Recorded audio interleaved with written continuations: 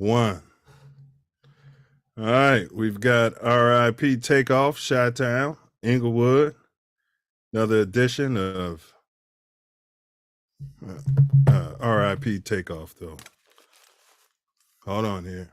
Got some corn taking place. All right.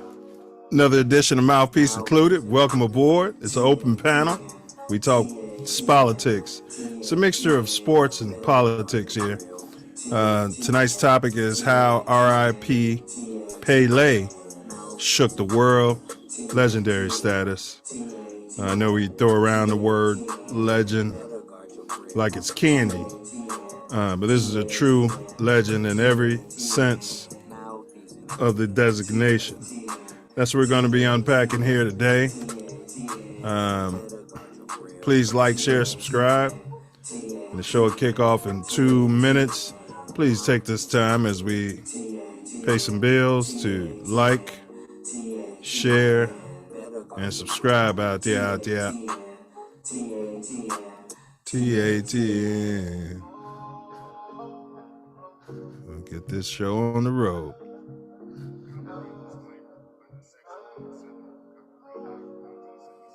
Mouthpiece TATN. Better guard your grill. It's not sharing. Is a use permitted by copyright statute that might take that back. Copyright disclaimer under Section 107 of the Copyright Act 1976.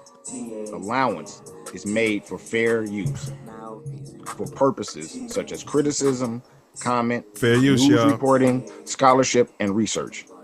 Fair use is a use permitted by copyright statute that might otherwise be infringing. Nonprofit, educational, or personal use tips the balance in favor of fair use. Facts.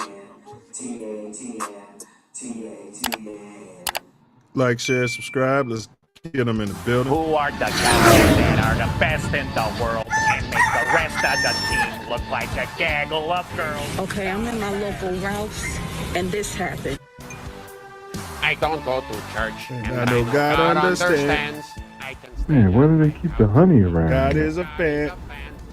Excuse me, you know where the honey is? Who are the guys that are the best in the world and make the rest of the team look like Oh, a gaggle of cheese girls? The Al. Cubs.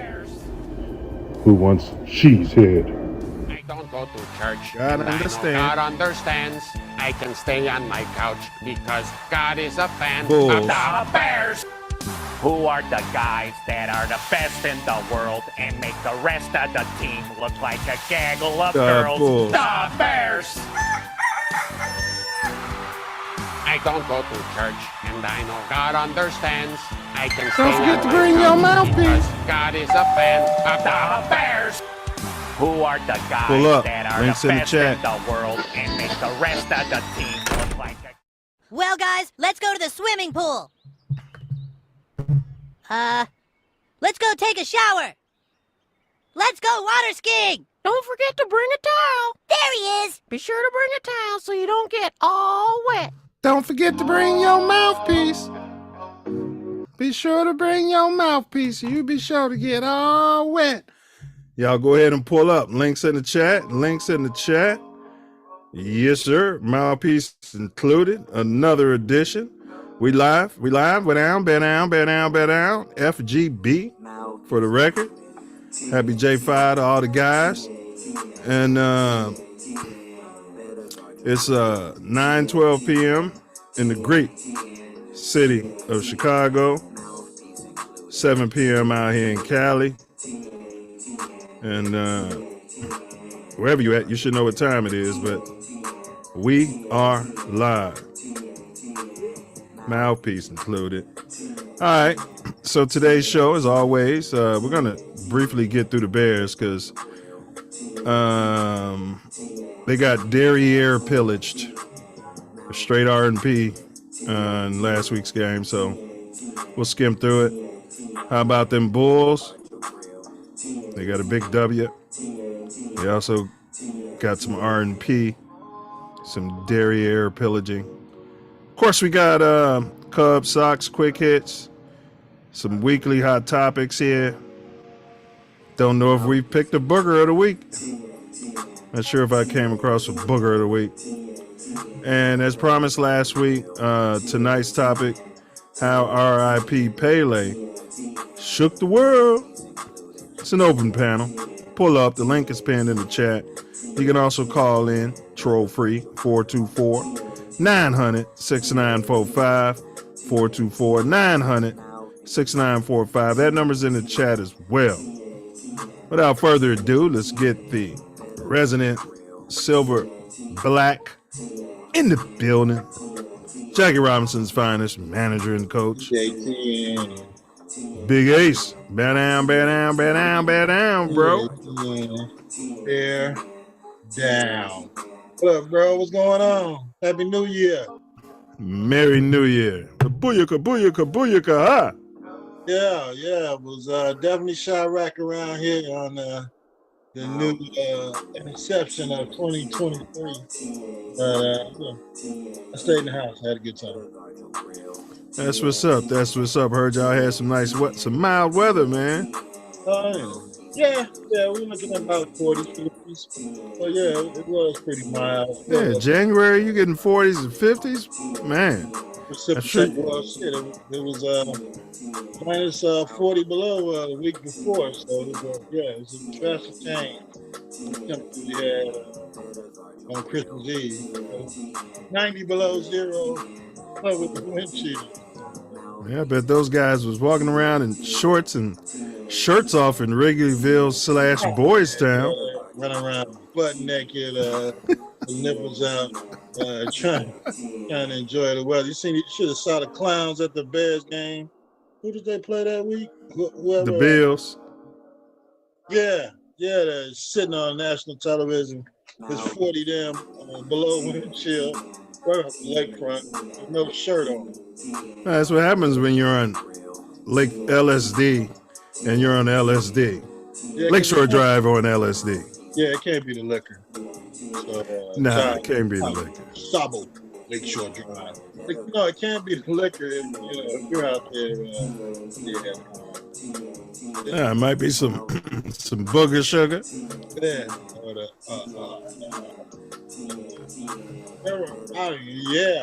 I mean, I don't know. I don't know what you can do to get you from the parking lot to the game and pull your shirt off for television. What do you do below windshield? That's dangerous.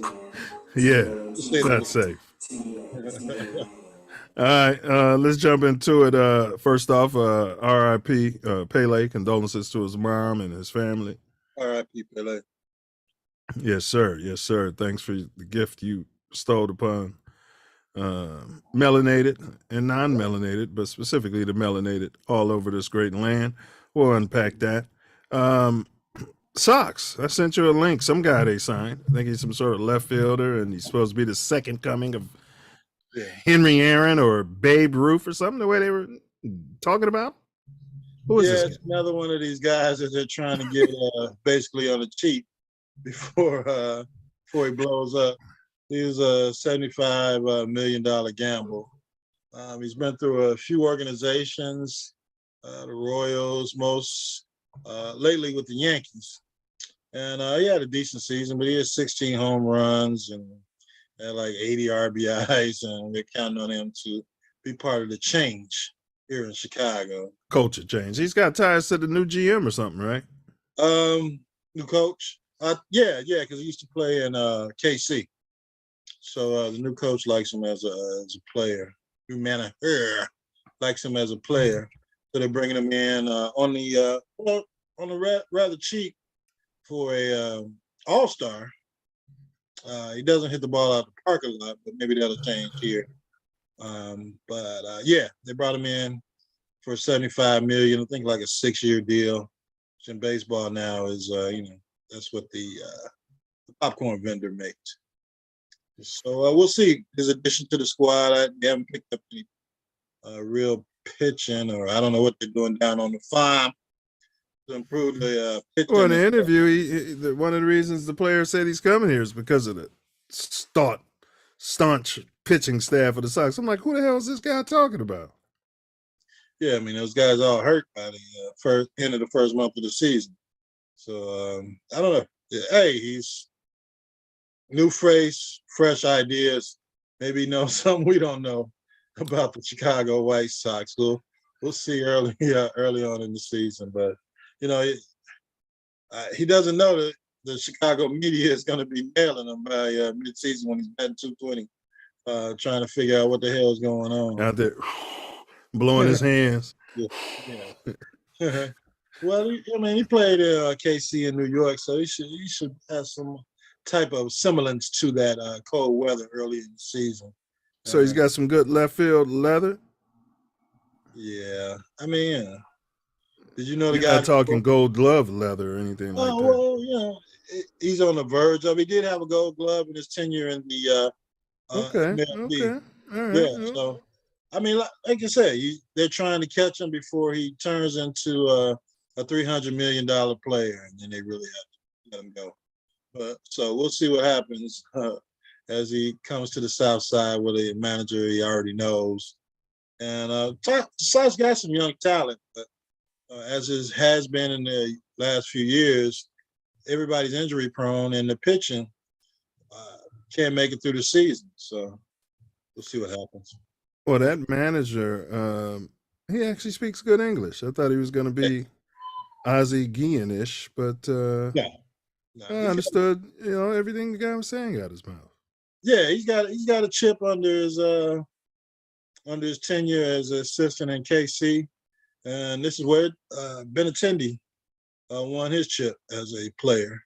So you got a player and a manager with a pedigree. Maybe they can get these other bums to want it a little bit more. Yeah, maybe they had to bring in Floofs to talk about the hits principle. Yeah, we haven't heard that crap in quite a while. Alignment, assignment, and technique. Yeah, how about talent? Yeah. All right, let's push on. R.I.P. PELE, how he shook the world. You guys will pull up. The link is pinned in the chat. If you do pull up, don't forget to bring your mouthpiece. You'll be all wet. All wet. So the Bulls, bro, they gave up 71 points to Spider and allowed him to single-handedly bring them back from 28 to 30-point games. Now, Spider plays for Cleveland. Well, I can't think of his government name. Donovan McNabb or something like that? Donovan Mitchell. Yeah, Donovan Mitchell. Yeah. So, yeah, they actively showed the strength of their defense against Spider and regular game time and overtime. We really gave him the finger in overtime, but I've been talking. They need to blow it up for the last. Man, if you're not blowing a team up after that, I don't know what you need to see. You got this guy scoring on you like he's Michael Jeffrey Jordan, Kobe Bean Bryant. Right. Nobody has pride to let this guy run out and drop 71 points on you. Oh my gosh! Even the coach, somebody should have slapped the coach. I didn't see one hard foul in the highlights. They don't do that either. You get the targeting. You get a targeting call. Then it'll hurt your brand. Yeah. So just let him. Hey, he's having a great night.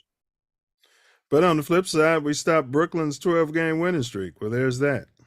Yeah. I mean, it's a hard team to digest and figure out. What's going on a nightly basis. They'll beat Milwaukee one night, lose to Cleveland's a good team. Yeah, it is. But they're not bringing it. That just shows you that they don't bring it every night. Right. So I don't know if it's they got the Hand BJ going on the flight, or what meal that they have on the games that they're bringing it, or they're just playing below their ability, and the coach can't get it out of them. So, but something's got to happen. Yeah, blow it up. So tonight's topic: how R.I.P. PELE shook the world. Open panel, pull up, links in the chat. All you gotta do is tap that. All right, so how about them Bears? Yeah. Well, if you didn't think they were tanking for real based on the second halves of the last few games. Yeah. Bro, the coach ain't even throwing obvious challenge flags. Yeah, he's Your saving team needs whatever they could get, and you're sitting on the challenge fucking flags. he's saving the timeouts for the end of the game.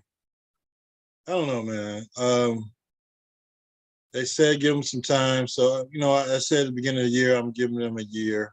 I know it's a rebuilding year. They got rid of all the damn talent. They never required any more talent. And, we got all new coaching staff that, obviously don't know what they're doing. Just need some more. They got to look at the film some more, figure out, Look at the tape. Find out the whys of what the hell's going on. Well, I thought a big momentum swinger, and people might say it won't matter in such a blowout. And I somewhat beg to differ. That first quarter BS pass interference call on 3rd and 4th and forever. Mm-hmm. We had the guy double covered in the end zone, and he fell and flopped, and they called a PI on the Bears, bro. Yeah, the Bears will never get that call. In a million Bears years, they would never get that call.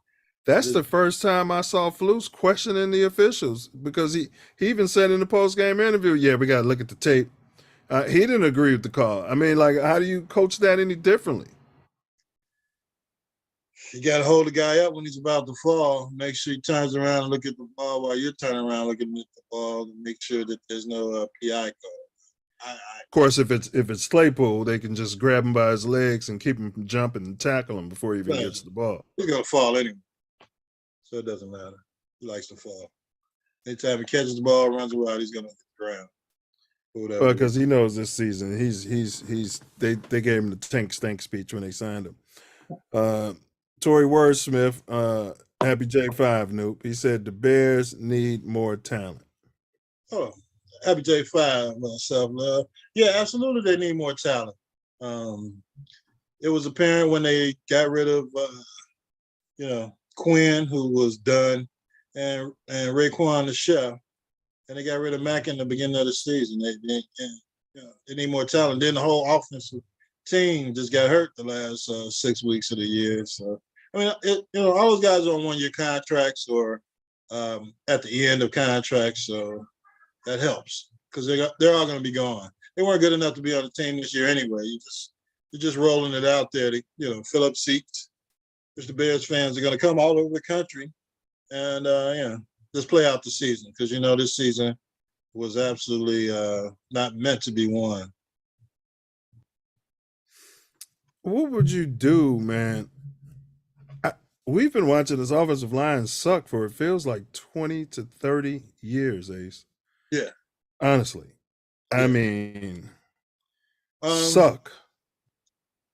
Well, I mean, truthfully, they've been handicapped the last 10 years with the major trades they've made for quarterback and defensive end.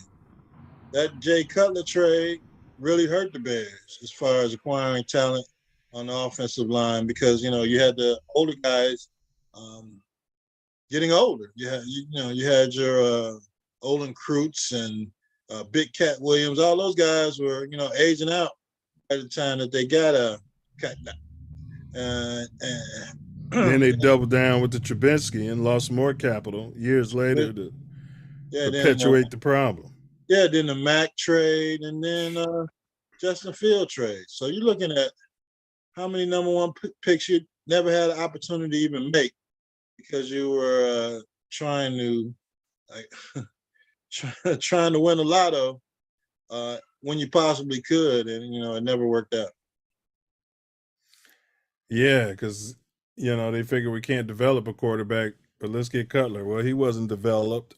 Then he said, well, we're going to get a quarterback whisper to Trubisky. Yeah. And this guy just wanted to drive his Toyota Camry.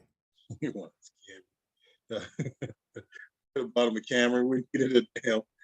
We we passed up on Patrick Mahomes and Handy J, man. That's, Yeah. didn't even talk to Handy J, had no interest in him.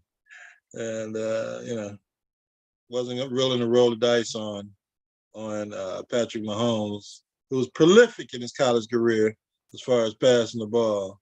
But we wanted the guy from North Carolina that drove a damn Camry to guide us. Camry. Yeah, this guy still can't start in the NFL. It's 7 years later. Well, yeah, and Tori, to your point, he said they got 130 million or so in cap space to spend. Yeah, on the line, man. I'm again. They keep talking about a right tackle. Maybe Bourne just needs time, and if he could just figure it out, man, they're gonna get Justin Fields killed, bro. So yeah, he's out of here. Yeah, I need a left tackle. Yeah. I need a center, who can process. Yeah. I could move Borum over to the right tackle because at least when he gets bull rush, it's right in Fields' face, and that won't be an issue. The times he does get bull rush because he don't feel. Borum's over there already.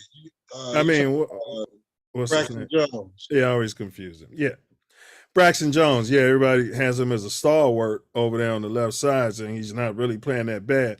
Man, I'm seeing pressure from the left damn side, damn near as much as I'm seeing from the right damn side. And then he went on his press conference and told the Chicago media, "Yeah, I have trouble with the bull rush. Yeah, I just don't understand it." Man, they bull rushed him every time that game, bro. And when it was a passing situation, it's not strong enough. Tell the league. He told the league that. Yeah, I got to get stronger. Everybody was talking about it. Yeah, if you think these other teams ain't watching your presser. It's not even the presser. They get the damn film. They can see the bull rush every damn week. The guy pushing you right back to the quarterback and knocking the quarterback down. They can. But I feel like you should never be verbalizing your weaknesses. Your weaknesses, yeah, absolutely. During the season. Absolutely. I got some things I need to work on, as we all do. You give them that kind of talk. Yeah. Well, it was probably the frustration of just going out there and getting your ass totally kicked. And he didn't know what the hell to say. But and they feel like the season's over already. Yeah, I mean, you back the truck right up to Hallis Hall right now. And unpack your shit up and get on up out of there. Because, what are they going to do against the Minnesota Vikings are playing for something this week, Yeah. So what are you going to do? Go out there and throw these guys off the street at Justin Jefferson and talk smack like the guy from the Packers? No, he's going to eat you alive. So I had a question set up, but it's somewhat not applicable. I'll change it. Current draft position is second. Lovey said they're going for the win. Lovey, he doesn't have any good sense. He needs a quarterback, but I think he knows that we ain't going to go after the quarterback. So Lovey probably figured he's going to get his guy at number 1 or number 2. Because the Bears ain't taking a quarterback. So, no.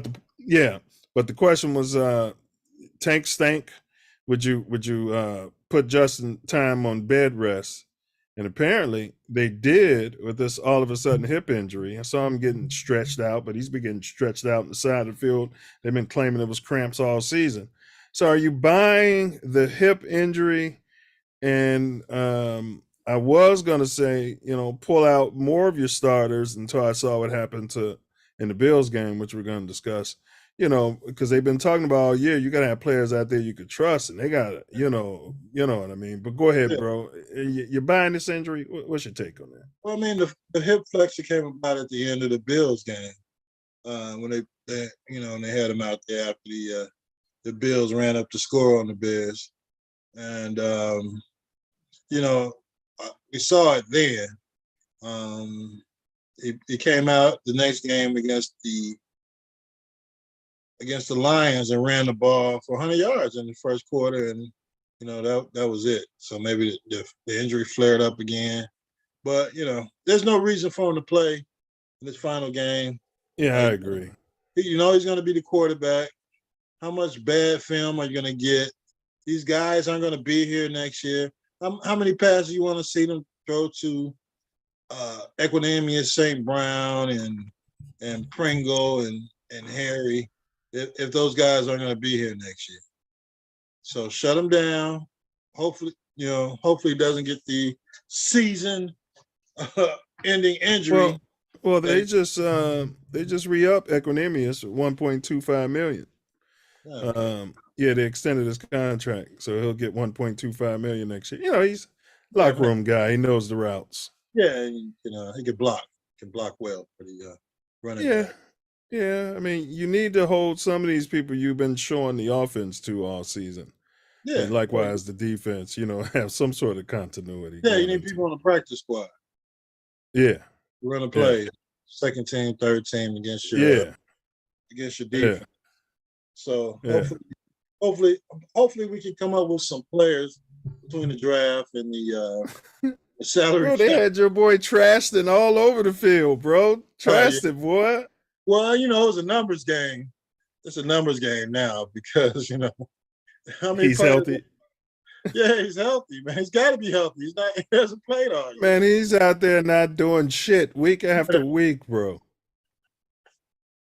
He's got to be logging a lot of practice time. That could be going to what's his name? Pooh Evans, Leroy Evans, the third string running back, fourth string. Yeah. I don't know. I have to look it up see if he was hurt last week because there's no way Trash would be out there. And I got Evans on unless you're tanking, unless you're seriously tanking. Yeah, and you want Evans to be healthy for next year. So, or you're planning on him getting a lot of the carry this week, but I can't see that because you got Montgomery. You don't know you're gonna have next year. Khalil Herbert's just coming back. He looked good in his second game back. Yeah, but you're gonna waste reps putting Trashton out there. I think Trashton's coming back. All right, your boy Poles likes him. That's his personal project. He likes how he does it in practice. He likes how he breaks the rug in practice and looks like garbage during the game. Yeah, looks like trash. All right, so we're still on the Bears.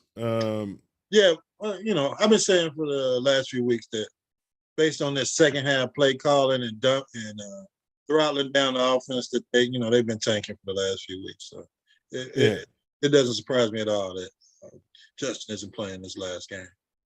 Tank stink. Yeah. So previous predictions, I'm currently 6-10 with my Bears predictions. Ace is 7-9.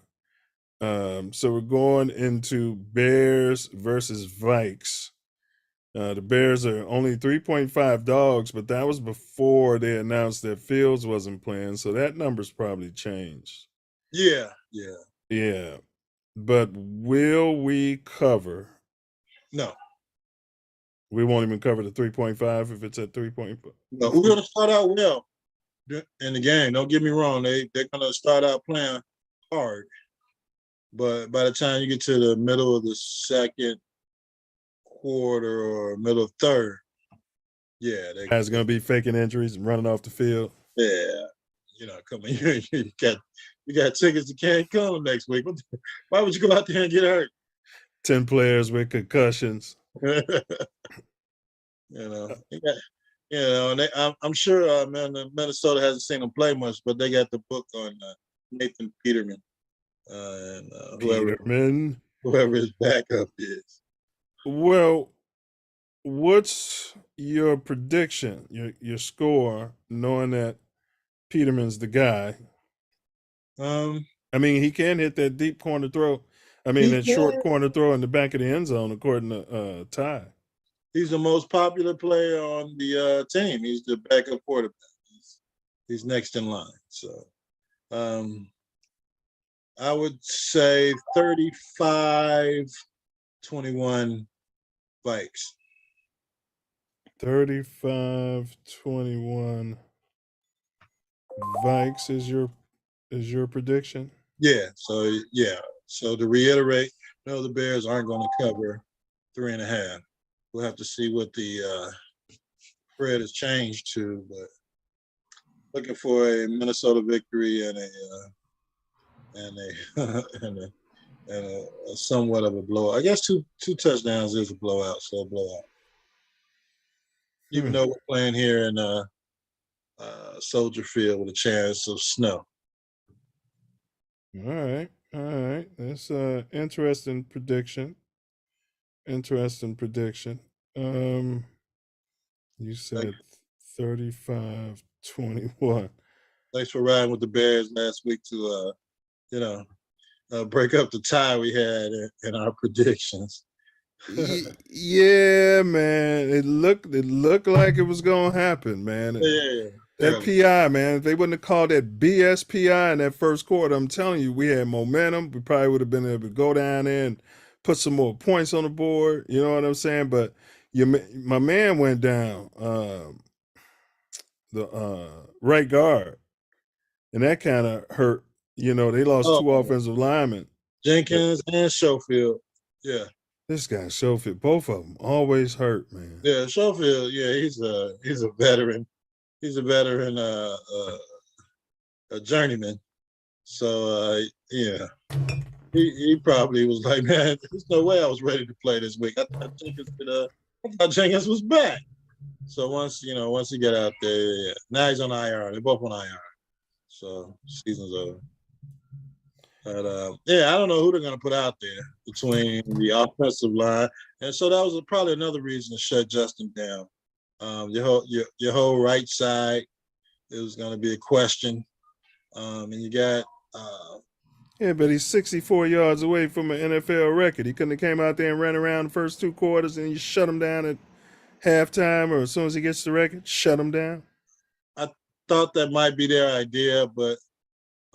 Probably in the wake of the injury that that happened this week on Monday Night Football, they don't want to take any chances. But he's a football player; he can be hurt on any play, So, but yeah, shut him down. Nothing to prove. But we're gonna be you're either gonna knock yourself back and your chance for a draft pick. Or you got a chance of, your franchise quarterback getting hurt. So either one is. I think the Vikings are playing they're the third seed. Mm-hmm. And I think they may be playing for something because they're 12-4. Dallas is 12-4, and the Eagles are 13-3. So they may be fighting. Reason I'm saying that is in this prediction, are they, depending on what happens, because the league's been rescheduling the time of the game so people ain't scoreboard watching and pulling out their guys and all this and that. Yeah, they want those some bitches playing at the same time. Anybody who's playing for something. Yeah, I don't think that's fair. The schedule. Schedule. I know it's for television, but. Yeah. Well, that being said, I mean, the Vikings, I believe, will be playing for something. So I'll put the Vikings at 30 and the Bears 17. Yeah. Yeah. Can't predict an update without just incredible out there. No. An upset. Just can't predict it.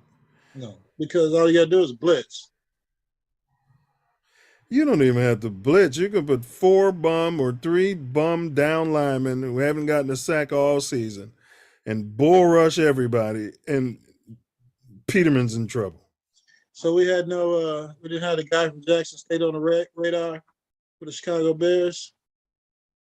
Who, Deion Sanders? No, the defensive end that just came back about 5-6 weeks ago had 3 sacks against us last week. Yeah, but I'm telling you, it means nothing. Yeah. If he got 3 sacks, Ace, I know who you're talking about. He's got like 12 sacks in 6 games. Mm-hmm.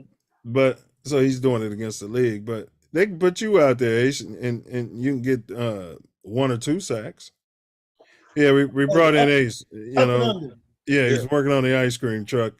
No football experience at any level.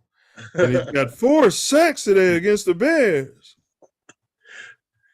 Yeah, it's atrocious. The line is absolutely atrocious. You come with this hits principle. We're gonna have these players here, and we're working on changing the culture around here. these guys got to be beat up mentally after Yeah. going through what they've gone through the second half of the season. After you traded away or eliminated talent, or of course in football a lot of talent leads through injury. So man, it's gonna be a rough off season. Go Bears. All right, bear down. FGB. F. All right, my quarter black of the week, and I don't like predicting this guy because he's a cornball and, in my opinion, a booger. Dak Prescott. Ooh. He was 27 for 35, 347 yards, 3 TDs, 1 interception, 6 carries for 41 yards, 6.8 yards, and a big win at Philly. Yeah. Dak Prescott. That's my quarter blank of the week. Congratulations. Yeah, I'm sticking with Sideshow Bob. He's still impressive to me. Dak, of course. Well, I guess it was Philly starters as far as defense. They went against the backup quarterback on the offense. But yeah. I don't like Dak Prescott. Is that personal? It's personal. Yeah. Yeah, and like I said, I begrudgingly gave it to him. I mean, I could give it to Sideshow Bob almost every week, depending on what the other guys do. Yeah. Hurts ain't Jalen is Hurts. You know what I mean? Yeah. I don't know what the hell Tool was doing. He threw 3 interceptions in the second half. Like he was pointing to the defender, like, here it comes. Hey, don't move, here it comes. So well, before he had all those big hits this season, he was standing back there, feeling good back there in the pocket and waiting for those speedy guys' routes to open up. And then he started getting hit blindside and never saw it coming because he's looking way downfield. Way downfield, not even looking at the underneath guy. Yeah, 2-3 concussions later. You know what I mean? And they're talking about his career could be in jeopardy. Oh, absolutely. Absolutely. So nobody's talking about their damn line, I guess. I don't know. But I'm not down in Miami currently. But, this guy's taking some major neurological punishment this year. I mean, he's, anytime a guy is just walking around, and he can see the birds in the sky. Yeah, you can hear the birds coming from around. Man, you got to feel for his career. And then they got him knocked out in the game and then brought him right back in the game. Then they wanted to sit him down for a couple of weeks to and change the entire protocol for concussions in the NFL. This guy had a rough damn season. So yeah, I think once they got through playing the bums, it was once it was real football, they couldn't sustain anything. So. All right. And so then, and Bridgewater came in last week and got hurt. Right, that's what he does. You know what I mean? He's made a career out of bed rest. But they get convinced, two of those guys. Stand in the pocket, keep your eyes downfield, trust your line. And fuck that. You standing there and trust those guys.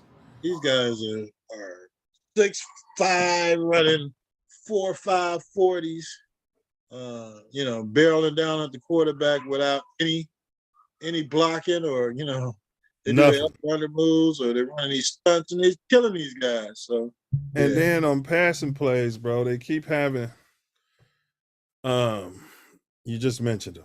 The running back that just Khalil. They keep having him back there on pass plays, obvious pass plays. He can't block no damn body. He's steady whiffing back there. And I'm like, why ain't Montgomery in there on third? Especially if Khalil ain't running a goddamn route. Right. Yeah, I don't know. They're not doing play action. You can have the fullback in on that play. He can block his ass off. Like, exactly. Your line sucks. Right. Get a quarterback some help. If you're going heavy jumbo and we don't score, but the quarterback's still up right at the end of the game, hey, it's the same result. Same result, You know, except your quarterback's upright, not right. out with hip and getting stretched out. Hip flex up. You gotta give him the IV and flex his hip. Rub the booger sugar on the hip. All right, man. So we're not doing the Power Fives, but we're doing our NFC AFC Championship game predictions. Next week we'll round it up with our Super Bowl prediction and victor. So, AFC, my AFC game, I got Sideshow Bob and the Chiefs, and then I had picked the Bengals, and this is before this last game, but I'm sticking with it. I got Chiefs Bengals in the AFC Championship. Yeah. Definitely going with the Chiefs. Can't do anything for the Bills. All my other teams, Chiefs Bengals, go get it. Yeah, because the way the brackets are kind of looking, the winner of the Bengals Bills game would be playing the winners, the Chiefs in the AFC, assuming everything go right. Yeah. Now the NFC, I'm assuming Jalen Hurts is going to be back. I'm going with the Philadelphia Eagles versus the San Francisco 49ers, who people were trying to downplay our victory against them earlier this season because, Yeah, because of the rain game. Yeah. And San Fran started like 4-4 too. Remember, and people were trying to, discount the quality of San Fran, but at the end of the day, They went out and got Christian McCaffrey. That's right. So it don't matter who's back there tossing the rock or running for their life. He's a complete back. He can run, block, pass, catch. Along with Debo. So they're a tough team. They got the number one defense in the NFL. Yeah, Debo cold. So yeah, I didn't even know who he was when I watched him play against the Bears, and I was like, "Who the fuck is this guy?" Man, I was like, "Shit, he looked like a man amongst boys." But that's my NFC game: Philly, San Fran. Who you got there, Phil? We're looking the same. Philly and the 49ers. The Vikings. I mean, come on, anybody out of the NFL North division is suspect this year, and that's who I picked. Eagles, all right. 49. So next week we'll pick the winner of that game, of these games, and then the week after that we'll pick our potential Super Bowl champ. Yeah, I believe the playoffs are going to be interesting this year. You're going to have a lot of scoring. You're definitely going to have a lot of scoring. But that bye for the number one seed is going to be very important this year. And let them other bums battle it out. Let's see if I had to look up how they're doing it. I'm like, how's this going to work? But I see how they're doing it, and I went through the playoff brackets, so it makes sense. I like it. Only one team deserves a bye any damn way. Right, it's the best team in your conference. That's right. Right. Makes it mean more. It adds value to those regular season games. Everybody ain't gonna be so quick to shut everybody down and put them on the bed rest. Out for the last game. Yeah. Yeah. You got guys playing for something on week 17. Yeah. Can we grab that number one seed and take a week off? Correct. Do some rest up some muscles, treat some injuries, and get ready for the playoffs. So it's gonna be quite interesting. Loving the format. Unfortunately, I don't have a dog in this race, but that should change next year. Oh yeah. All right, man. So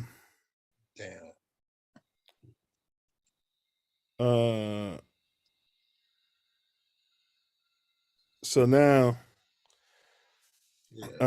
me and Self Love kind of went into it. But you was watching that game. Damar Hamlin's tragic injury. In the game, bro. Yeah. Man, he stopped the whole game, bro. Yeah. It was a tragic injury. Nobody will be able to determine the cause of it.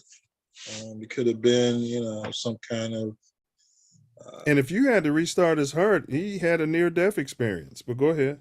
Well, he was dead. He was resuscitated twice. Yeah. So, like I said, it made me think of the event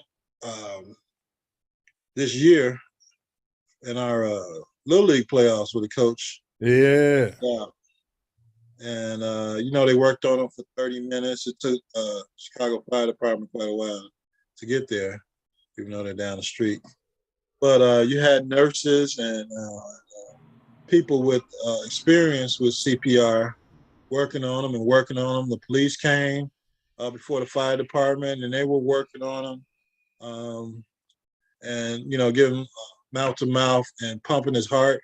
And then the fire department came, and the EMTs on the ambulance team were giving him mouth to mouth and pumping his heart. And then you had the firefighters came, and it was an entire team effort. Hit him with the defibrillator.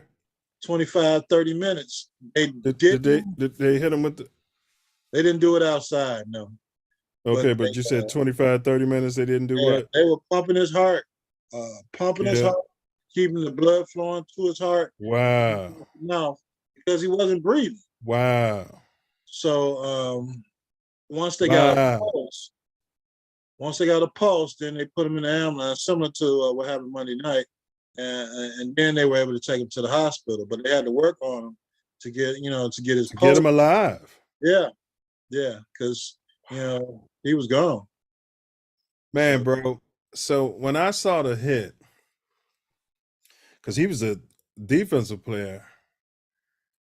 I think they say he's a 6th-round pick, was on the practice squad, got moved up, has been playing good football. Mm-hmm. This goes into the expanded rosters, expanded games the league decided to play. All these guys coming up from practice squads, running around. Yeah.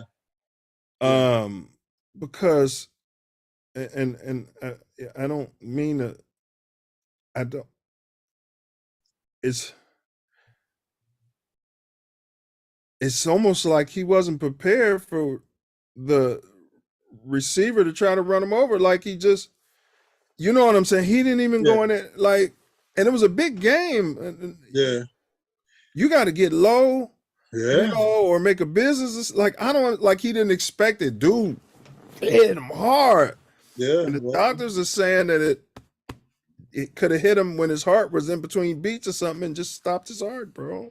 Yeah. There's a possibility. Or maybe he's got some blockage or, something they're going to have to check out. When luckily they said he stood up after the initial hit. Yeah. Well, I think that was just the blood. Shock. Yeah, going through his veins, and he still had consciousness. But, once he hit the ground. Crazy. Once he hit that ground, he was gone. Well, they're saying he's conscious now as of today. He's alert, but he's still in that was Monday night. It's Thursday. Yeah. So God bless him. Been a lot of prayers. The GoFundMe page, I think, got over 2.5 or 5 million. It's got a big number coming. It was 7 million the last time I saw an update. That was a couple of days ago. Maybe yesterday. And the league, and if the league had any cojones, they would say, and we're going to match whatever. Are you kidding? I mean, seriously, that's what they need to do. Because you sent the video, the kid ain't qualified for the pension and all of that. And, once all the cameras are gone and the media he's on his own. Yeah. Yeah. He's a 6th-round pick with a major almost catastrophe on the field. Oh, the league won't let him back on the field. Who's physical he's going to pass? No, the league won't allow that because if something ever happened, Yeah, you know, if he's able to walk and all of that, which I'm praying he can, yeah, they'll let him come do something ceremonial or something. But you know what I mean? Let him be a GM or, start coming in the coaching ranks or something. yeah, Get him in the booth because there's no way, there's yeah. no way. Now, could there be some sort of adjustment? Because I look at the pads these guys be wearing, and they've been getting smaller and smaller. Like we talked about the basketball shoe, the heels, the high tops are getting lower and lower, Yeah. twisting the ankles, and everybody's wearing the little kickers. Back in the day, only the kickers were those little, they need to come up. They've emphasized the head, Yeah. and nobody's talking about that. That receiver hit him with his head, and that's a problem. Yeah. They need to stop all of that. But the plate, they need to have some sort of heart plate now that they have, Well, there's a undergarment that the youth wear, but now you're talking about grown men.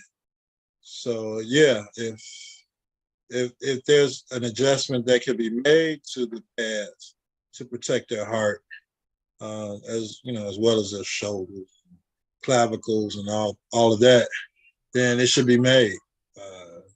And don't wait to be sued to pursue fixing this problem that you've seen happen on national television. Go ahead. And Ace, it feels too soon, but I'm gonna go there. What I was trying to say is technique.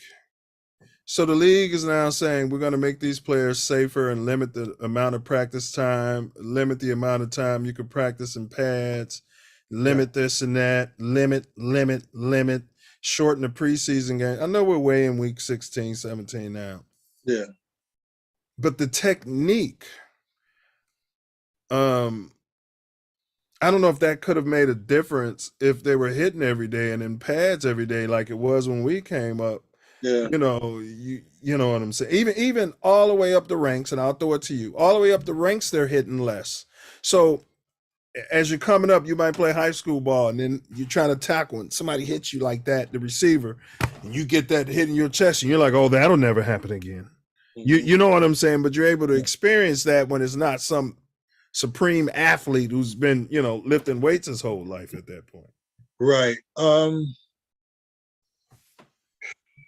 The technique he could have even had a heart attack before he even got there. That's what I'm questioning, bro, because the technique, when you watch the video, he ran there and he just did like this. Yeah. But go ahead, bro. Go ahead. I mean, the technique and the time to practice being, taken down to an hour and a half, it could have something to do with it, but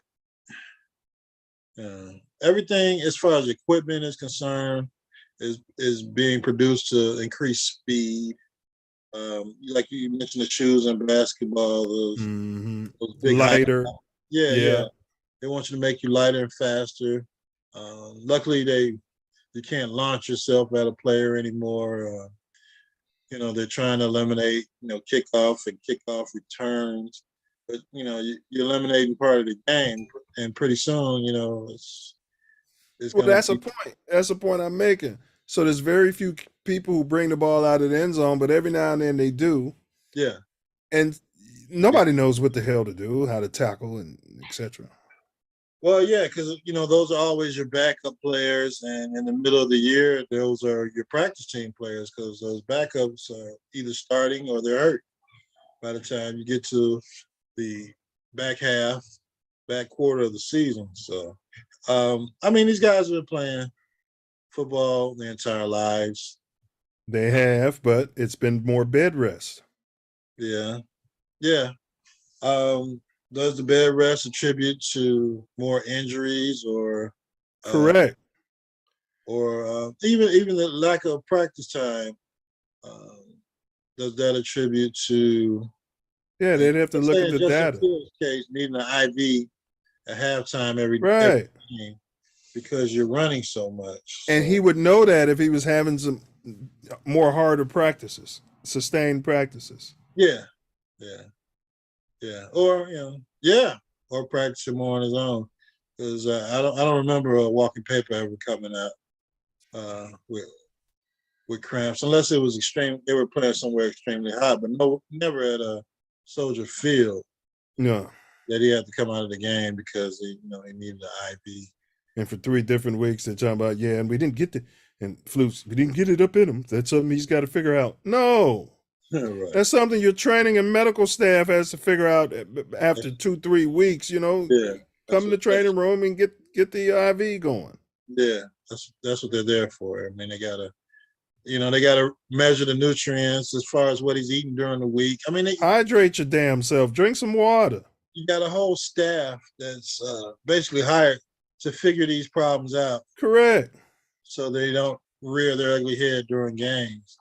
And what we're seeing now is, he's running less in the second half. So correct. But he's running for his life every pass play. So, so my fix was going to be to call that game a kissing cousins, to call it a tie.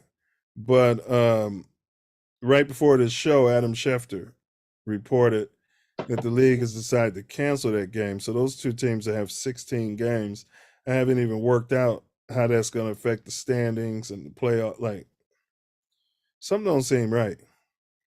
Well, it's got to do something with gambling. A tie would affect gambling more than canceling the game. Because somebody's going to get paid either way on a tie. It does, based on parlays and other probably gambling principles. But as far as canceling the game was canceled. So you think if we hadn't opened it wide open for the legal gaming on football, they may have gone with the tie. Yeah, but a tie would have some kind of implications one way or the other. Well, it's going to have implications, but to cancel the game is too. Not as much as a tie would. A tie is putting a tally on their record, as opposed to having 16 games. It's going to affect one of the teams more. Yeah, and it will have an effect on gambling, the playoff standings, and those who bet on the over under. Right, the conference champion, the over under on the number of victories or whatever. Yeah. So I mean, it's a no-win for anyone. It's a rabbit hole. It's a Pandora's box that the league never saw coming. Yeah, they never thought they would have to do it, but they know with social media and all this media and all this attention that this young man's injury garnered, there's no way they can jump on top of it and make it worse by having a tie or, trying to plan another football game when there's no room to do it. Well, you guys send some prayers up to that brother, support the GoFundMe page or what have you. Do what you can, when you can. And Skip Bayless had an in-game tweet, and he doubled down on it. I'm going to read the tweet that the skipper, this is during the game while this guy is laid out. No doubt the NFL is considering postponing the rest of this game. But how? This late in the season, a game of this magnitude is crucial to the regular season outcome, which suddenly seems so irrelevant. Guy's literally down there fighting for his life. Yeah, deceased. And he got a lot of pushback to the point where Shannon showed up late to the studio, wasn't going to come in, started out, trying to talk to Skip about it because Shannon's a former player. Yeah. And even the president their boss tried to, suggest to Skip, he should apologize. And Skip doubled down and was adamant and said he's not going to apologize. Yet Kyrie has to apologize to the small hats for, for everything, and come up with some other crap and do some sensitivity training and yeah. buy a small dog for a kid. And, yeah. And that's the end of it. I'm not apologizing. Yeah, and was angry about it at the suggestion. But he's the same guy saying, if you hurt people, no matter how you feel about it, you should apologize for, hurting them, and He's a hypocrite. Exactly. Yeah.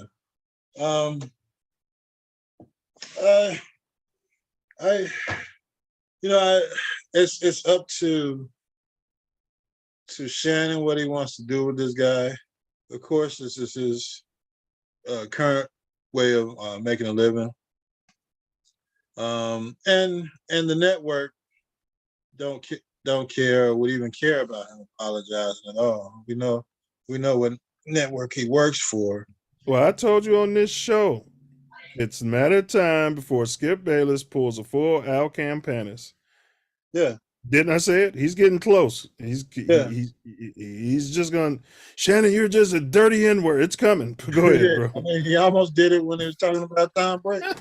Talking about Brady. Yeah. Drop dead gorgeous Brady. Yeah. Pick up some Chivas Revis, everybody. So probably when Shannon comes over there and Brady's laid out on the field in the playoffs, I guess it's not a good week for us to say that. But Brady is off, his season is over, playing with the Buccaneers, and Shannon exhorts, Tom, it's time to hang him up. Then he'll probably call him up. Brady's probably like, I'll let you come on my yacht and party with us if you go out with a bang. Anna, you got to put that in writing, Tom. Hey, it's no accident Skip's on Fox. Yeah. But at some point, either Shannon or somebody's gonna come out there and have a taste out of his mouth. Shannon was pissed, man. He was sitting there, and Skip still just didn't get it. He didn't care, but everybody's supposed to care about how the small hats felt about a link to a movie that nobody even watched. Nobody saw. No idea what's going on in the movie. They just knew what was being bantered about. The title was Hebrews to Negroes. That was enough. So what do you think about this theory going around the internet?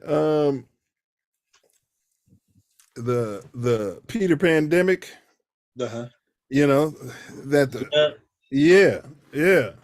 I'm like, how can you see that hit and put that on the jab? Like, if he was just running around and maybe that happened, then right? Yeah, they talking about the side effects of the jab or but cranium. He got hit right. The shoulder probably went literally. I'm feeling my heart right here in my chest. Mm-hmm. You know what I'm saying? That's why they used to tell you stop chastising. Remember that when you was a shorty and y'all hit each other in the chest? And people was dying from that, bro. Yeah. Well, I mean, come on. You got an idiot that you're working with. It just takes one person to get, the rumor or the banter started. And then you got all kind of nuts jumping on the bandwagon. Yeah. I've seen some data about athletes, different people having issues post-jab. I'm not here to say it's perfect at all. But this particular instance just didn't seem like it applied, bro. I got you. But, there's always going to be a conspiracy theory about anything that affects, the American public. Anytime somebody can make or, develop a platform, conspiracy theorists will George Floyd gets kneed in the carotid artery, whatever you call it, for 9 minutes, and it's the fentanyl that killed him. Yeah, it's the fentanyl that got him. So I mean, I wouldn't be surprised if Candace Owens come out with a documentary to help feed her pockets, or just theories that will help. Kanye's gonna say something soon. Yeah, Guaranteed. yeah. I think he's done. I think. I mean, he's still straight. He's got more money than he could ever spend in a lifetime. But that net worth droppage probably really affects him, and his standing with the small hat people, and that they'll never support him again. He's canceled. So what is he gonna do? Come back on the South Shore? He doesn't even know. He don't probably remember where that house is. Yeah, no, but he's got enough money where he could be on the North Shore. I mean, Yeah. So But- I mean, he's straight, but when yeah, you go he's straight. from $2 billion to $400 million, yeah, it affects. I got a theory they never had all that money. Well, yeah, it's all paper. I mean, net worth, Digital and network. crypto, Yeah. and Ripto. And if and this stock goes right, and options. if the stock didn't go down, correct. Yeah, so it's all that. He still got his stock in Adidas, and he just won't be selling the Cook County day shoes no more under the Adidas brand labeled Yeezy Slides. Yeah. He'll, All right. he'll figure something out. He'll develop his own company. He just needs some backage from someone, and he'll be fine. Yeah.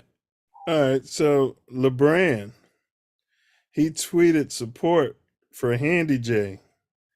Deshaun Watson showing some signs the last couple weeks. He's still not back into that form, but we did say by the end of this season he should be playing better football than that crap he was doing the first couple games. So you can see that.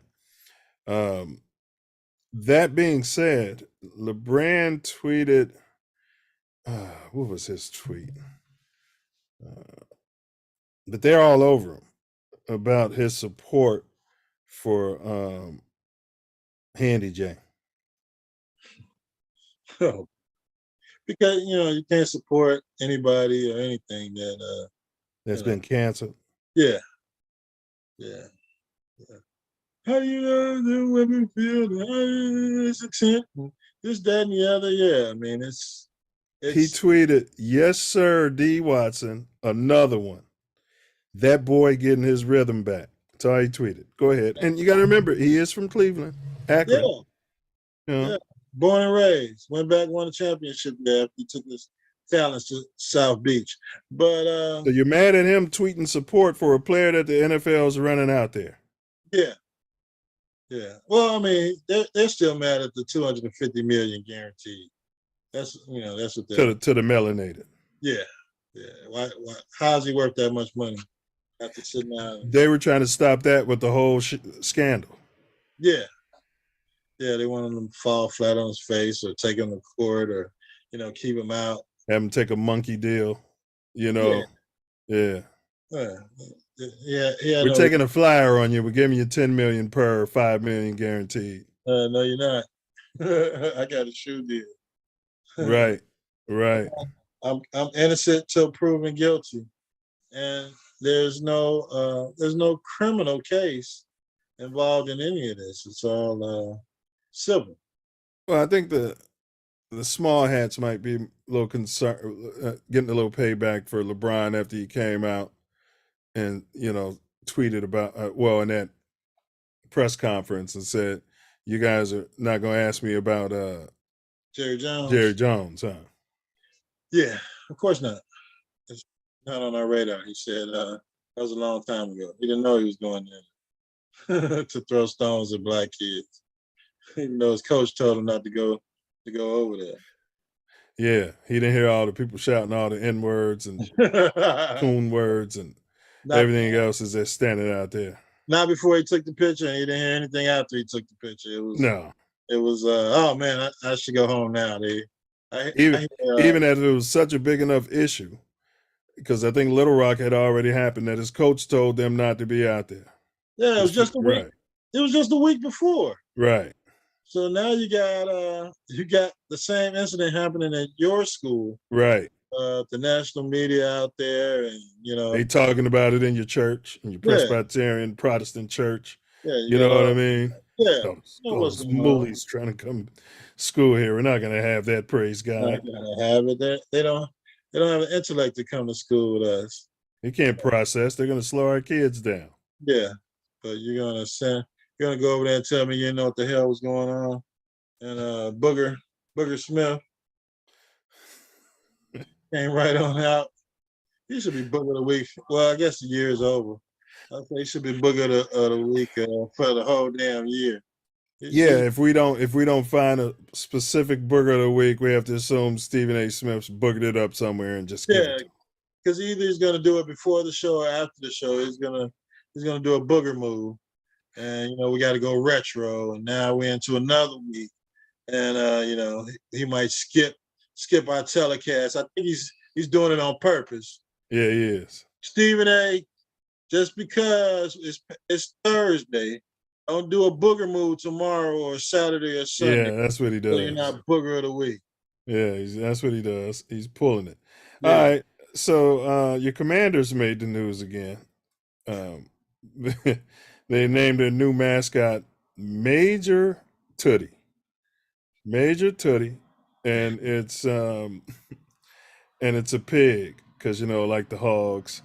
Oh gosh. I mean, when I first heard it, I was thinking of Major P.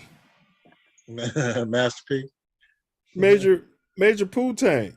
It's like a play on words for Major Tootie. They could. I guess they couldn't do Major Payne because he was black. So it'd just be like instead of the redskin, it'd be a Major Negro. And I guess they couldn't do Boss Hog because they might have got sued. But Boss Hog would have worked. Yeah. But say since it's Commanders, they want to use Major. How about Major Douchebag? This guy, I hear they're trying to sell the team. He's trying to sell the team. Got a valuation like $7 billion or something like that. Yeah. Yeah, I'm selling. Yeah. So the Hogs are mad though because they said he never got their permission, so they went and filed an immediate copyright infringement. And they want to get their money because the league ain't paying them their benefits they're supposed to be getting. Yeah, they don't pay anybody. No. Yeah. Renegotiate it. Yeah, they just take them in the back room and slaughter them up. Yeah. Bring them right out there and make some brats. Yeah. Major Tootie. Major Tootie is that. I mean, they just can't do anything right, and for that Washington team, I don't understand it. Could have even been Major Hog. If that's what you're going with. Yeah, they want to come up with something cute, some non-binary. Right. Right. Something where you can't, have a misgender. Yeah. Because Major Hog, they could have had, a real picture of a hog. They could have went with the whole hog theme. That would have been cool, man. Yeah. But you want to say Major Pussycat. After being all in the news, you know what I mean? Other clients allegedly. Yeah. In that ball club. All the pedophiles and yeah. I bet you that's what the owner had cheerleaders call him. Call me Major Tootie. Call me Major Tootie. Man, just sell the team. But you don't want to give up that ability to print money under the NFL shield. But sell the team. I know he couldn't have paid more than. Oh no, I forgot what they said he paid. It was like $800 million or something like that. Yeah. Come on, man. Yeah, you gotta sell that. Yeah. All right. They are printing money. So Stephen A. Smith is our de facto booger of the week, and Yeah, Stephen A. Smith Stephen is A. our de facto booger. So small ups to Stephen A. Yeah, because it'll be tomorrow or maybe the next day, but he's definitely gonna do what he do. Yeah, he's definitely got to, do something because he's a booger. Absolutely, he can't help himself. No, absolutely. He absolutely cannot help himself. I'm still that that RG3 though. That was hilarious. We couldn't even script it for him to use a jigaboo phrase right next to Booger McFarland. You can't write that stuff. Booger McFarland and his and a Caucasian guy sitting there, and Booger didn't know how to react. You know what I mean? Well, He yeah, probably pulled him to the side afterwards. You can't talk like that around white people. Steve Young, Hall of Fame quarterback. You can't do that. Why don't you? You got to know your place. You gonna mess it up. You gonna mess it up for all us up here in the booth. For all of us. Marinate women. You know what I'm saying? You got to keep that on the side. You're doing too much. But ironically, though, the next week he ran RG3 ran off the live college bowl game, talking about his wife is in labor, she's having the baby. Then it turned out it was false labor, Ace. She didn't even push out the baby. Not due for weeks. I mean, you called me on a false alarm and yeah, I'm on television, on a live feed. Got me looking like a simp. Well, Ace, he didn't even wait to commercial. What kind of booger shit is this? You gotta go, man. You get the call, man. You gotta go. Ace, he didn't say, knock on wood, she got hit by a car and I'm rushing to the emergency room. No, she's in labor now. Ace, that could have waited to a commercial. A commercial break had to be coming within 5 minutes. It wouldn't have been dramatic if he left during the commercial. Exactly. Now he's leaving live on air. That shit was orchestrated, man. When I found out she didn't even have a baby, because I looked it up like, did he have a boy or a girl? I thought he was having a little booger. Yeah. Yeah, it was false labor. Prayers for a healthy pregnancy. Hopefully everything works out in the end. But yeah, we got to keep our eye on that RG3 guy. He might be running neck and neck with Stephen A. Who, RG? Yeah. Yeah. All right. So man, you can't be saying that for these around these people, around these good white people. So PELE, what I didn't know, Ace, his government name is Edson Arantes do Nascimento. Yeah, he got a long name. Yeah, I don't know where he got the nickname PELE. They want to say yeah, but I don't know what it means. Like, you know what I'm saying? I guess it's like in the streets of Brazil, they call somebody Pookie.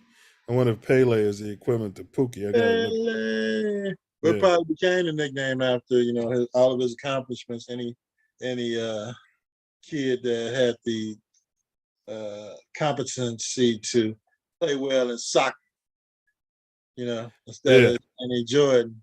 Yeah. PELE. So he was a professional soccer player, footballer. He's a forward, regarded as one of the greatest of all time and labeled the greatest by FIFA. He was among the most successful and popular sports figures of the 20th century, named Athlete of the Century. I mean, Time list of 100 most important people of the 20th century. Voted World Player of the Century in 2000. We're talking century. Yeah. And was one of 2 joint winners of FIFA Player of the Century. His 1,279 goals in 1,363 games, which includes friendlies, is recognized as a Guinness Book World's Record. Born October 23rd, 1940. They call him a humanitarian. He's survived by his mom. Only player in World Cup history to have 3 World Cup championships. I mean, we can go on and on and on and on and on. But you got any comments on any of that so far? I mean, imagine a football player nowadays averaging a goal a game for their entire career, no matter how long it was. Is absolutely amazing. You have some that might score 15, 20, 30 goals a season. And this guy averaged a goal a game for his entire career. It's amazing. And, I can understand why he was the athlete of the century. And, some of those games when he was younger, some of those matches when he was younger, of course, he's able to eke you out 2, maybe 3. You bring out the little sisters of the poor out there, he's really going to give them the business. So it's amazing his history that he had in soccer. And they said he was ambidextrous with his feet. He can kick just as good with his left foot as his right foot. Right. So that probably aided his greatness as far as being a football player, a striker. So I mean, even back when I was a youth, you'd have the boxes of cereal with Pele on it, or you'd have all of his mentions and magazines. Those jerseys, I remember seeing his jerseys. Yeah. And how many Pele matches had you seen as a youth? Well, he was behind his prime by the time I was out of Theta. By the time I was 6, and I was, that's a TV I've been looking at. You know what I mean? Before I realized what the hell was going on. Right. Yeah, but that's a good point though, because my wife, I was talking to her about it. She's like, "Yeah, I never heard of him." You know what I mean? And just go figure, Ace. I mean, she's not a sports fan, anything like that. It's not a knock on her. Yeah. But I told her, I bet you'd have heard of Tom Brady if you was born. You know what I'm trying to say. If Pele was from Great Britain and he was, drop dead gorgeous, blonde haired, blue eyes, looking like Brad Pitt or somebody, and had these numbers, you'd know very damn well who Pele was. Absolutely. Well, that's a narrative when there was no television, no social media, no internet, no coverage of international matches. He was a star still here in the United States on the World Cup level. 1977, Ace, they said he was the highest paid athlete in the world. Wow. They didn't like that. No, they didn't like that. That's 8 years after the civil rights movement here in the U.S. This guy's over there in Brazil. Man, living off the land, boy. The richest paid athlete with the Brazilian prices. In the world, I think his net worth is still right around $100 million. Yeah, because he bought a villa over there for $25 and a soccer ball. Non-soccer ball. Yeah, well, and who didn't want Pele in their neighborhood, village, town? Facts. I said he's held a national hero for his accomplishments in football, which is soccer, and for outspoken support of policies to help improve social conditions of the poor. Hats off to him. His emergence at the 1958 World Cup, where he became a black global sporting star, was a source of inspiration. Throughout his career and in his retirement, Pele received numerous individual and team awards for his performance on and off the field, his record-breaking achievements, and his legacy in sports. Pele. I didn't know he was named after Thomas Edison. Oh man, that sounds like his story. They said his parents removed the I and called him Edson, but there was a typo on his birth certificate. Oh, okay. They couldn't spell. Somebody was illiterate. I don't know. I mean, we can read into it what we want to, but something went wrong. Yeah. He was originally named Dicko, D-I-C-O, by his family. Okay. He received the nickname Pele during his school days when it is claimed. He was given it because of his pronunciation of the name of his favorite player, local Vasco da Gama, goalkeeper Bile, B-I-L-E, which he misspoke. But the more he complained, the more it stuck. Pele stated in his autobiography he has no idea what the name means, nor did his old friend. Yeah, so it's like Pookie. Yeah. Yeah. Absolutely. Yeah, no idea what it means. But hey, y'all want to call me that and make me the highest paid athlete in the world? I'll take it. So he earned extra money. He grew up poor, working in tea shops as a servant. His dad taught him how to play football. They couldn't afford a proper football, so he usually played with either a sock stuffed with newspaper and tied with string or grapefruit. Wow. He played for several amateur teams in his youth, led all of them. In his mid-teens, he played for an indoor football team called Radium. This is just his early life. Mm-hmm. According to Pele, indoor football presented difficult challenges. He said it was a lot quicker than on the grass and that players were required to think faster because everyone is close to each other in the pitch. He credits futsal for helping him think better on the spot. In addition, futsal, I guess that's indoor soccer, allowed him to play with adults when he was only 14. In one of the tournaments he participated in, he was initially considered too young to play, but he eventually went on to end up the top scorer with 14 to 15 goals. He said, that gave me a lot of confidence. I knew then not to be afraid of whatever I might come. Yeah, there's nothing you can do. I'm going to give y'all the business. Whatever you call him. Edson, Pele, Bele. I'm going to give y'all the business. Left foot or right foot. So get ready. Here it comes. Yes, sir. It's amazing that mom is still alive at 100. Yeah. So you know he came from good stock, good genes, longevity and strength. So, yeah, bro. And they said millions of people came to view his body at his wake. I bet. You know, he's buried in the tallest. They got a tower, the tallest cemetery in the world, and so over there, they got a building they built. Like, yeah, and they got a bunch of mausoleums in there, and so that's where he's entombed. Hey, anybody's gonna be there in Brazil, it would have to be him. I mean, wow, such a major force for soccer internationally. Unfortunately, he was, well, fortunately and unfortunately, I mean, he was the greatest football player ever.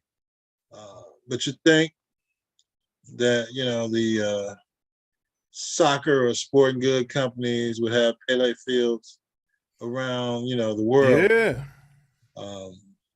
Household name. Yeah. Yeah, but you know how it goes. But they're still talking about Messi and debating if Messi or whatever the other guy's name is are the greatest football players ever. Yeah. These Johnny come latelys. Yeah. Guys got the marketing and the, you know, social media, and, the Spice Girl wives. Yeah. I mean, he's the Babe Ruth of football. Right. Right. But you know, as long as you have a melanated goat, there's always going to be some discussion. Yes. Yes. There's got to be somebody who is as good, if not better, or, you know, they're going to go to eras or, you know, the money they made. And you know how it goes. So rest in power. Edson, Pele, Bele. God bless you, sir, for being a model for young football players all over the world for my entire lifetime. Yeah, man. You know, we used to play soccer at Ray, all the way up until, because they had a little building and a big building, so nobody played it once you got to the big building, which means you would have been playing soccer from kindergarten through second grade.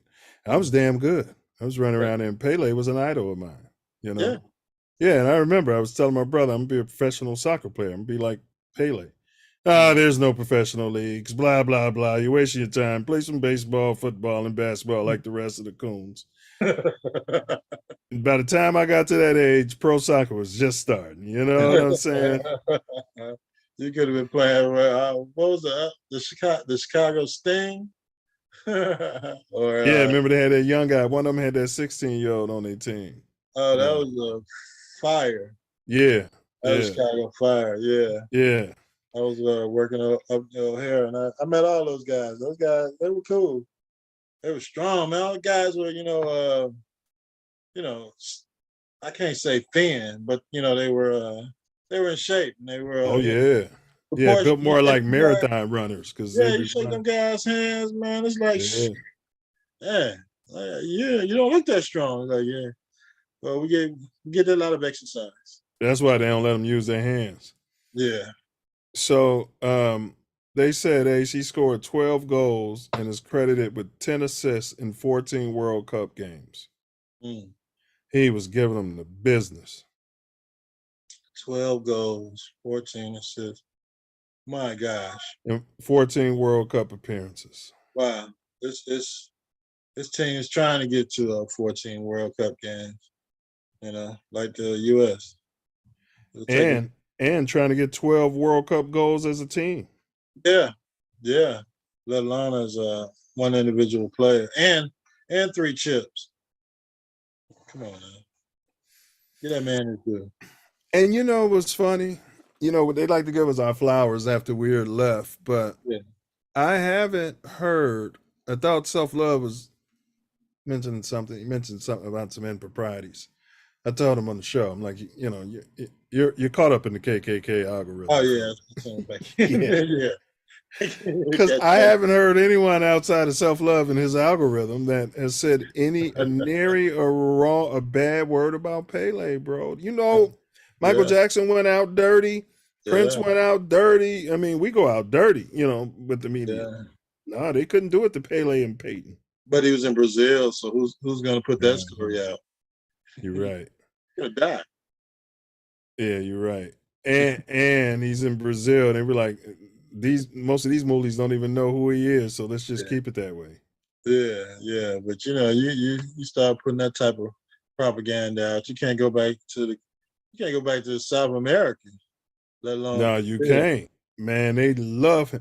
Man, I was looking at the highlights from the funerals. You're right, man. Young people, the white Brazilians, they love that man. Yeah. So, so on top of probably living a pretty decent life, helping, the poor or helping. I think self-love was upset because Pele he married the melanated woman and he allegedly was making babies with all the pinks and not claiming the kids. But go ahead, bro. I'm like, hey, that's bad, but it could have been worse. I mean, that's not usually how we roll. We usually do the opposite. But go ahead. Yeah. Well, he put the goals in the net. His pull-out game. He put the goals in the net. He couldn't help it. That's just, that's why he was a world superstar.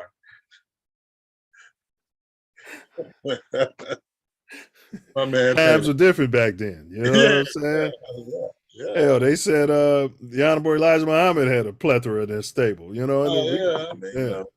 And plus, he's going around in his own country and Europe, and they seeing this guy coming, like touching all over the world. Remember when Jordan and them when the Dream Team went over there, boy? Yeah, Barcelona and Spain. Yeah.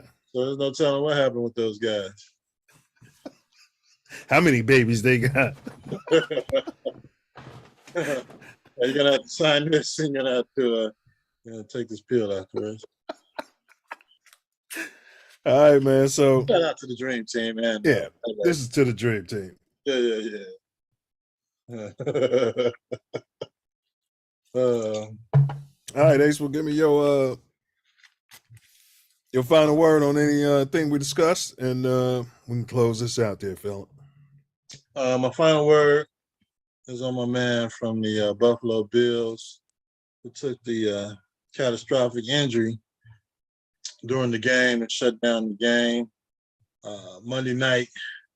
And hopefully it changes the narrative as far as the football owners are concerned, for the concern of these players that make them billions of dollars. You got Dan Snyder looking to sell his team that he purchased for $800 million, and it's worth $7+ billion now, and it's going to print money as long as the NFL is out there. Take one of those seats or seat licenses yourself for your stadium and put that towards insurance for these ex-players, or take part of the TV contract, which you can easily do, and put insurance toward these players. You got to say they make it 4 years in the league, but that's easily you're able to collude to make sure that they don't make it to the 4 years if they're not a good player, or good enough to start, or stop marginalizing the health and what these players do for your teams, your organizations. You still have health care for all of your employees that are, in the office or working for the team. I'm sure with the billions and billions of dollars that the NFL is worth, and the antitrust, non or tax exempt status that they have, they can put a fund together to make sure that these players are taken care of after their football careers are over. They can get kicked off just like everybody else at 65 if they make it. But everybody doesn't make 40 or 100 million or 250 million dollars. So NFL, do the right thing. Put a team of think tank together to make sure that these players are taken care of once they devoted however much time. I think 4 years is too long. When the average NFL career is 3 years, do a pension plan, healthcare plan. Just take care of the guys. Give them a job. I mean, I'm sure you can find something for them to do to make sure that they're taken care of healthcare wise. Feed them, have them come into the training table, let them get rehab with your players. There's off season. There's plenty of time when the players don't want to be there. You got to pay your trainers anyway. So take care of your guys. Take care of these guys that are making your league worth billions of dollars. These guys that are, giving all they can to make a team, or to make a team successful, or just take care of your guys. Yes, they can go in free agency and move to another team, and you feel that they're not loyal to you, but they're loyal to the Shield. They're loyal to playing football in the National Football League, doing whatever they can. So, I believe if a guy makes it on a game day roster once a year in 2-3 years, then he should be covered by the pension plan and should be covered by health care. Because what he had to do in practice, OTAs, and whatever to make it to that game day roster is never shown in your current pension or health care plan. So take care of your guys. Take care of your guys, and stop throwing them off your health plan after 5 to 7 years. I think it's 5 years after 5 years out of the league, and you're thrown off. Yeah, because they know all the health issues come up around year 6. Yeah. So, yeah. Come on, NFL, do better. Do better for your players and their families, because you guys don't play one down of football, and you're gonna get richer for the rest of your lives just by being owner or part owner of this team. And these guys have to do what they can just to make, a partial living to play football. That's all I got to say. NFL, all sports teams, take care of you guys. NFL especially, because of the car crashes and collisions that these players face every quarter, every game, and, every season. Take care of you guys. I'm out. Hey, well said. Every snap, even. Yeah. So I'm going to give you guys my final word here. So here's what I got. First off, I know they're not the Redskins anymore, but I used to like the song, Hail to the Redskins. I used to sing that in Tecmo Bowl. So maybe they'll, Hail to Commanders. Hail. They got to do something. I want to hear that song. All right. Any young kids out there, any youths, play football. And I'm talking soccer. That's what I'm talking. You know, you can chase the NFL dream, the MLB dream, and if that's, deep in you and you're putting in the work, fine.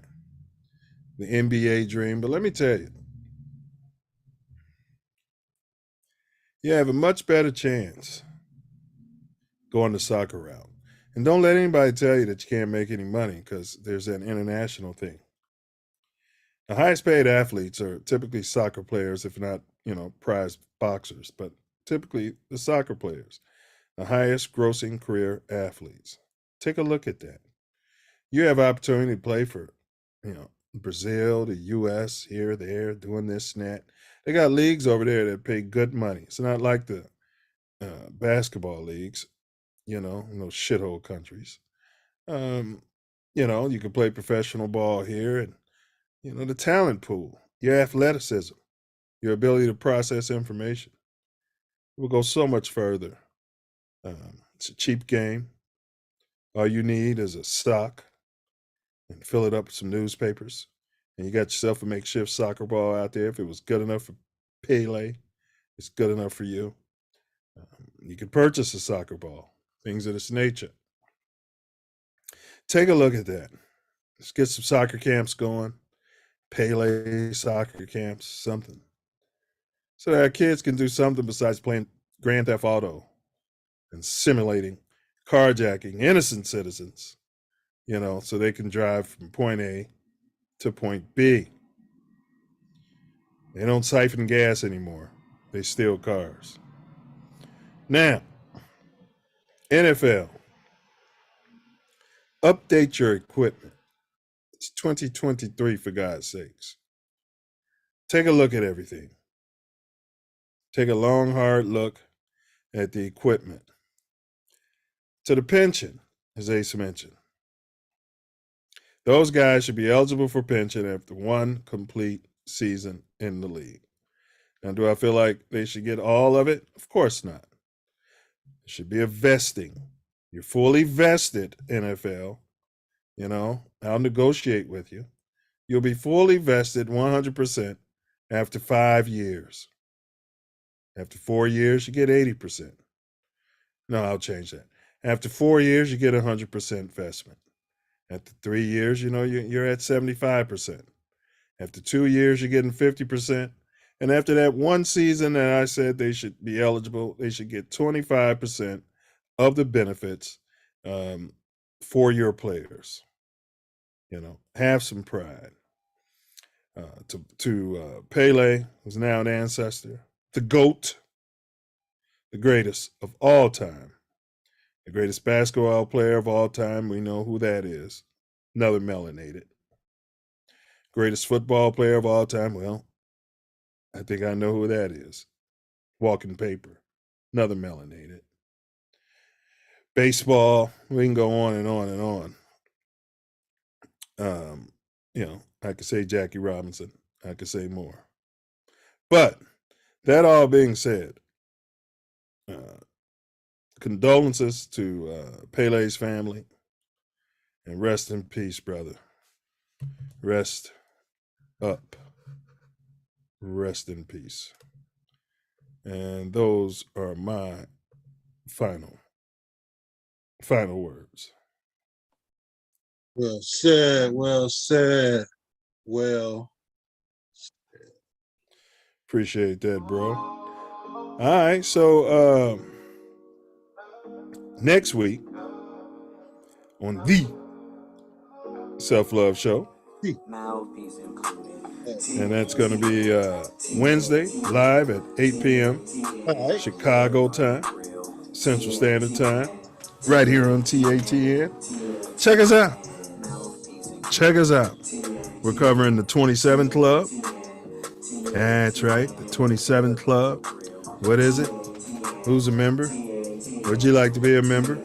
Are you still qualified to be a member? And next week on Mouthpiece Included, open panel, politics. What are we going to unpack, Ace? It's time to unpack the playoffs. Playoffs? Are you kidding me? Yeah, we'll do the playoffs, and we never did the Bears mock draft, so we can do that too. All right.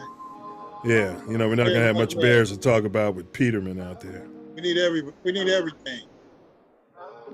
We need a lot. We need a lot. And yeah. All right, so we'll figure it out. Don't be a booger, or you might end up the booger of the week. Yes. Have some pride out there. That's right. If you ever find yourself sliding through the great windy city of Chi-Town, or even Inglewood and Cali, Inglewood, check your six. Check your blind spot. Watch your back. Keep your head on a swivel.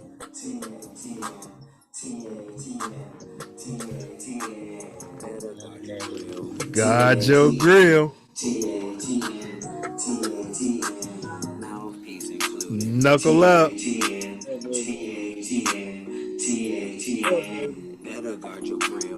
And don't forget to. And don't forget to. Especially come here. Don't forget it. Like, share, subscribe. And don't forget to bring your mouthpiece. Mouthpiece included. TATN.